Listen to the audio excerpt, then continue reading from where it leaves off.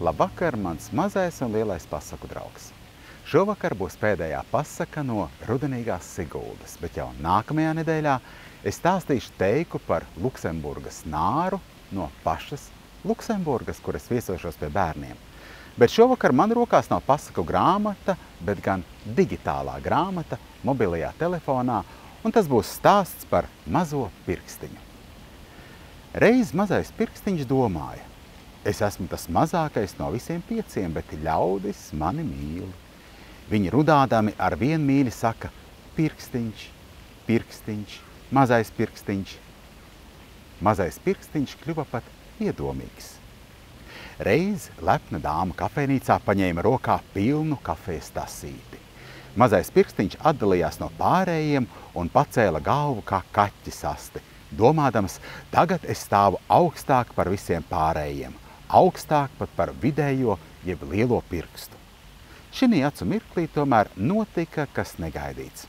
Aiz paceltā pirkstiņa viesmīļiem aizķērās servietes stūris, un tasītes saturs izlija lepnai dāmai uz drēbēm. Viņa acu mirklī piecēlās un atstāja kafejnīcu. Mazajam pirkstiņam uztraukumā izspruka vārdi: vai velns! Šo vārdu māte roka saviem 5 bērniem bija aizliegusi pat mutē ņemt. Mazajam pirkstiņam aizrāvās elpa. Te velnu piemin, te velns klāt, saka sens sakāmvārds. Velns tanī pašā acu mirklī bija klāt sacīdams: te es esmu, mans draugs. Tu neesi mans draugs, atcirta mazais pirkstiņš. Mana māte roka ir stingri aizliegusi ar tevi draudzēties. Pamazām, pamazām, iesaucās velns. Es te gribu tev tavu stāvokli pie tavas mātes rokas un pie taviem brāļiem paskaidrot.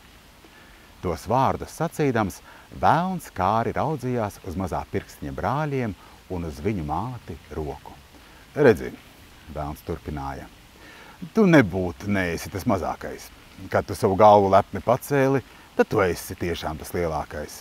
Tev ir 3 kauliņi, tāpat kā taviem brāļiem. Padomā tik, pat īkšķim ir tikai 2.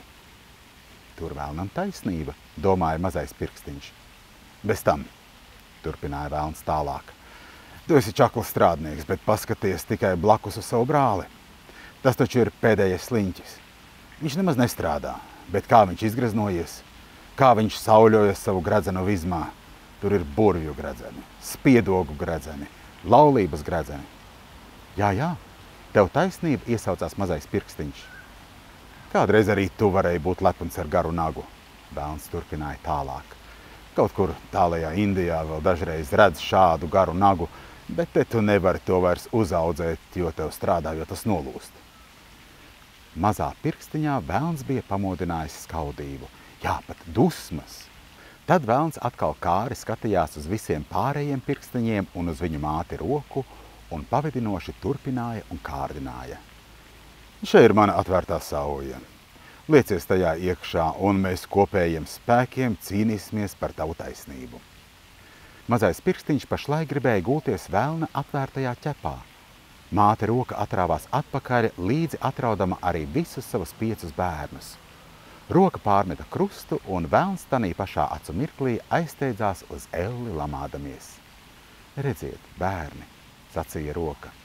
Es visus velna vārdus dzirdēju, bet arī gribēju redzēt, cik ilgi jūs kārdinājumam varat pretoties. Velns gribēja paņemt mani visu roku un iesāk ar mazo pirkstiņu. Neaizmirstiet nekad savā dzīvē visā pasaulē pazīstamo sakām vārdu. Padod velnam mazo pirkstiņu, un velns tev paņems visu roku. Un šī vakara pasaciņa ir galā, bet lielie var ielūkoties pasaku mājaslapā pasakas.org, kur ir piedāvājumi gan bērnu dārziem, gan skolām. Ar labu nakti!